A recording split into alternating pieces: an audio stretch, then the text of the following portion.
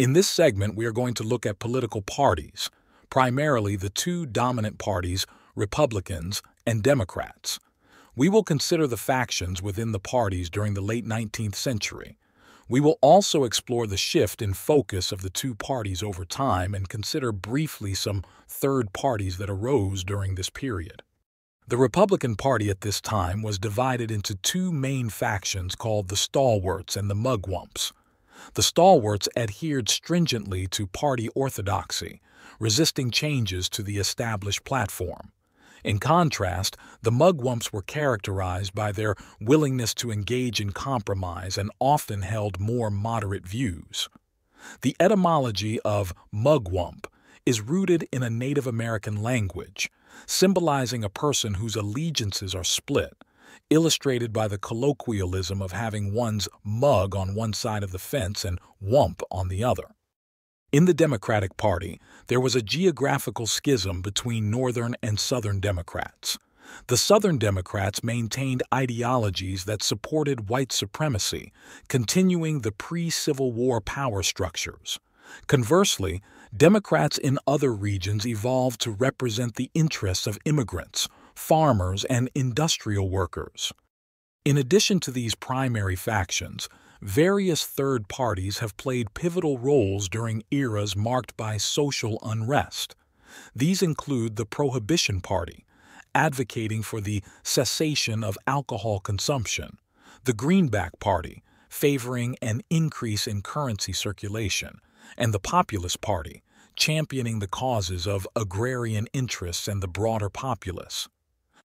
We need to address some misinformation common among certain politically motivated groups that links contemporary Republicans and Democrats with the parties of the 1860s. Before the Civil War, there were two main parties, the Democrats and the Whigs. However, both parties were internally divided between their Northern and Southern factions. The Whig Party eventually disintegrated, primarily because its unifying cause was opposition to Andrew Jackson. By the 1850s, with Jackson deceased, there was little to keep the Whigs united.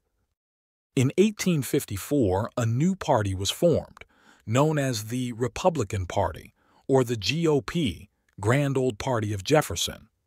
This party attracted Northern Whigs, New York Free Soilers, and other groups, inheriting the Northeastern Federalist politics that favored commerce and big business, as well as the Free Soilers' stance on restricting slavery's expansion. Thus, the Republican Party emerged as economically aligned with big business interests while being socially liberal, particularly in its opposition to slavery, which was a radical stance at the time.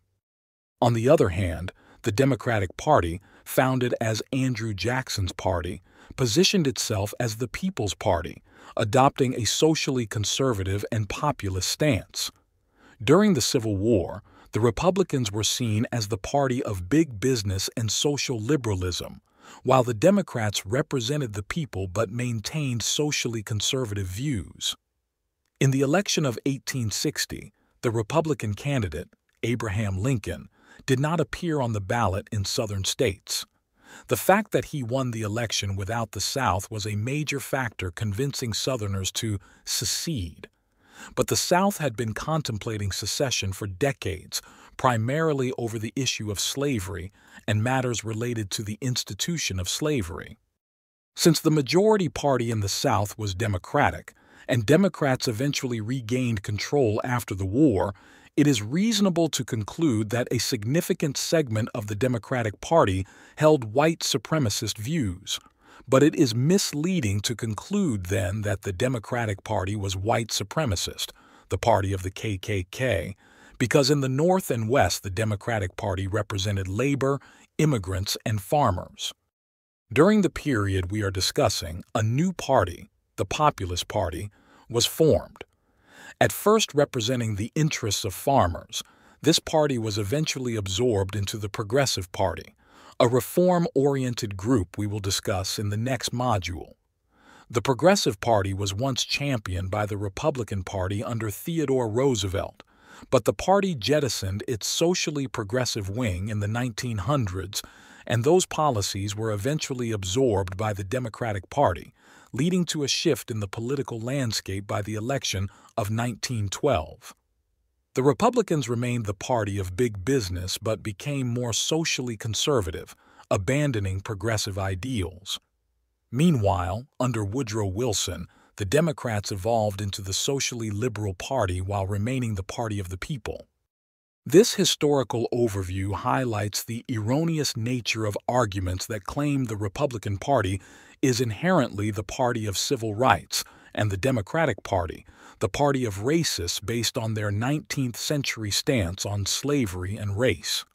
Such arguments overlook the significant shifts in party ideologies and alignments over time. Notably, the Democratic Party's association with white supremacy persisted post-Civil War, particularly in the South. However, as the Democratic Party embraced progressive and civil rights causes in the 20th century, it alienated Southern Democrats who had maintained white supremacist ideologies. The realignment became evident in the 1940s and continued with the Southern strategy of the 1960s, where disaffected Southern Democrats shifted to the Republican Party, attracted by appeals to their segregationist and conservative values. This historical evolution demonstrates the complex and dynamic nature of political party identities and ideologies, underscoring the importance of understanding these changes rather than adhering to outdated or simplified or even fabricated narratives of party history. In the next segment, we will consider the political party system during this era and how each party proposed to address these issues. Please proceed to answer the questions in the assignment on Canvas. If you have any questions, you can post them in the open forum discussion or contact the professor using Canvas email.